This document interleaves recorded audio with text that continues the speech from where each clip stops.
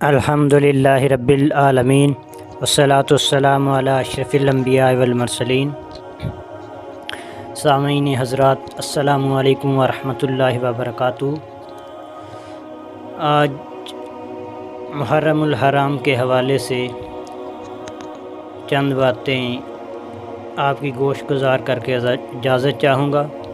اللہ تعالیٰ کی بارگاہ میں دعا ہے کہ اللہ تعالیٰ میری زبان پر کلمۃ الحق جاری فرمائے۔ یکم محرم الحرام حضرت سیدنا عمر فاروق رضی اللہ تعالی عنہ کی شہادت کا دن ہے، اور یہ مسلمانوں کا نئے سال کا بھی دن ہے۔ تو رسول اللہ صلی اللہ علیہ وآلہ وسلم نے فرمایا کہ حضرت عمر فاروق رضی اللہ تعالی عنہ، بے شک اللہ تعالیٰ نے عمر کی زبان اور اس کے دل پر حق جاری کر دیا۔ رسول اللہ صلی اللہ علیہ وآلہ وسلم نے ایک اور جگہ پر ارشاد فرمایا، رسول اللہ صلی اللہ علیہ وآلہ وسلم نے ارشاد فرمایا کہ قسم ہے اس ذات کی جس کے قبضے میں میری جان ہے، راہ چلتے ہوئے شیطان جب بھی تمہارا سامنے آئے گا تو اس نے تمہارا راستہ چھوڑ کر دوسرا راستہ اختیار کر لیا۔ حضرت عمر فاروق رضی اللہ تعالی عنہ ایک بہت ہی عادل اور شریف بادشاہ، مسلمانوں کے خلیفہ تھے۔ حضرت عبداللہ ابن عمر رضی اللہ تعالیٰ عنہ سے روایت ہے کہ حضرت عمر رضی اللہ تعالیٰ عنہ نے عمرے کے لیے نبی کریم صلی اللہ علیہ وآلہ وسلم سے اجازت مانگی تو آپ نے اجازت دی اور فرمایا، میرے بھائی، اپنی نیک دعاؤں میں ہمیں بھی یاد رکھنا اور ہمیں نہیں بھولنا۔ عبدالرزاق نے اپنی روایت میں اضافہ کیا کہ عمر رضی اللہ تعالیٰ عنہ فرماتے تھے کہ نبی اکرم صلی اللہ علیہ وآلہ وسلم کے ان کلمات کے بدلے میں مجھے دنیا و ما فیہا قبول نہیں۔ ایک اور روایت میں رسول اللہ صلی اللہ علیہ وآلہ وسلم نے حضرت عمر رضی اللہ تعالیٰ عنہ کو جنت کی بشارت دیتے ہوئے فرمایا کہ لوگوں، اگر کسی نے جنتی شخص کو دیکھنا ہو تو رسول اللہ صلی اللہ علیہ وآلہ وسلم نے ارشاد فرمایا، ابھی تمہارے سامنے اہل جنت میں سے ایک شخص آئے گا۔ چنانچہ حضرت ابو بکر رضی اللہ تعالیٰ عنہ آئے، پھر فرمایا، ابھی تمہارے پاس اہل جنت میں سے ایک شخص آئے گا۔ چنانچہ حضرت عمر رضی اللہ تعالیٰ عنہ وارد ہوئے۔ حضرت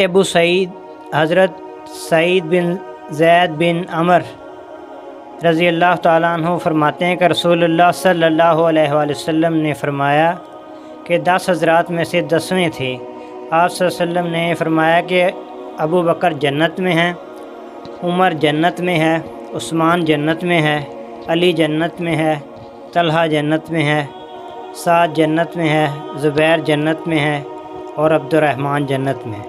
ان سے پوچھا گیا کہ 9واں شخص کون ہے؟ فرمایا، میں خود۔ پھر حضرت ابو موسیٰ اشعری رضی اللہ تعالیٰ عنہ فرماتے ہیں کہ پھر میں نے دیکھا کہ کوئی دروازہ ہلا رہا ہے۔ میں نے پوچھا کون؟ اس نے کہا عمر بن خطاب۔ میں نے کہا ذرا ٹھہرو۔ پھر میں نے رسول اللہ صلی اللہ علیہ وآلہ وسلم کی خدمت میں حاضر ہوا، ان کو سلام کیا اور عرض کی، عمر اجازت کا طلبگار ہے۔ آپ صلی اللہ علیہ وآلہ وسلم نے فرمایا، اسے اجازت دو اور جنت کی بشارت بھی۔ میں عمر کے پاس آیا اور کہا، رسول اللہ صلی اللہ علیہ وآلہ وسلم نے آپ کو اندر آنے کی اجازت دی اور وہ آپ کو جنت کی بشارت بھی دے رہے ہیں۔ چنانچہ وہ داخل ہوئے اور رسول اللہ صلی اللہ علیہ وآلہ وسلم کے بائیں جانب بیٹھ کر انہوں نے بھی دونوں پاؤں کنویں میں لٹکا دیے۔ رسول اللہ صلی اللہ علیہ وآلہ وسلم نے ایک اور جگہ پر ارشاد فرمایا کہ اگر کوئی میرے بعد نبی ہوتا تو وہ عمر بن خطاب رضی اللہ تعالیٰ عنہ ہوتے۔ تو حضرت عمر بن خطاب رضی اللہ تعالیٰ عنہ ایک عادل اور سادہ شریف مسلمانوں کے امیر المومنین تھے۔ امیر المومنین بننے کے بعد جب حضرت عمر بن خطاب رضی اللہ تعالیٰ عنہ ممبر پر جلوہ افروز ہوئے تو انہوں نے پہلی دعا یہ کی تھی کہ میں تمہیں دینا چاہتا ہوں کہ بیت المال سے کوئی چیز میرے لیے حلال ہے، گرمی ہو یا سردی کے لیے 2 چادریں اور حج و عمرہ کے لیے سواری، میرے اور میرے اہل و عیال کا خرچہ قریش کے کسی ایسے فرد کے برابر ہے جو نہ تو ان میں سے زیادہ غنی اور نہ زیادہ فقیر ہو، پھر میں بھی عام مسلمان کی طرح ہوں، جو انہیں ملے گا مجھے بھی ملے گا۔ مزید فرمایا بیت المال کے ساتھ میرا معاملہ یتیم کے مال جیسا ہے، اگر ضرورت نہ ہو تو میں اس سے بچتا ہوں اور اگر ضرورت ہو تو معروف مقدار کو حلال سمجھتا ہوں۔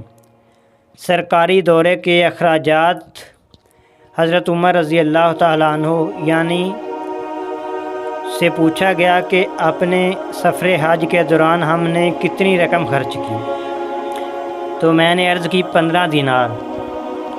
تو حضرت عبداللہ بن عامر بن ربیعہ کا کہنا ہے کہ میں نے حضرت عمر بن خطاب رضی اللہ تعالیٰ عنہ کے ساتھ مدینہ سے مکہ تک حج کے سلسلہ میں سفر کیا اور واپسی کا بھی سفر کیا، لیکن دوران سفر نہ تو آپ کے لیے کوئی خیمہ لگایا گیا نہ کسی عمارت کا سایہ لیا، بس کسی درخت پر کپڑا یا چادر ڈال کر اس کے سائے میں آرام فرماتے۔